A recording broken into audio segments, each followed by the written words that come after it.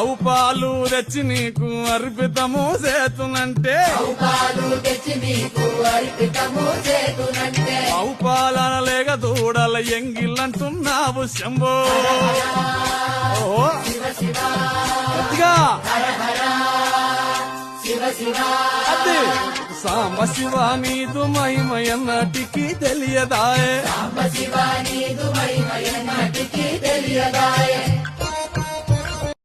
ఆవు పాలు తెచ్చి నీకు అర్పితము చేతునంటే ఆవు పాలనలేక దూడల ఎంగిల్లంటున్నావు శంభో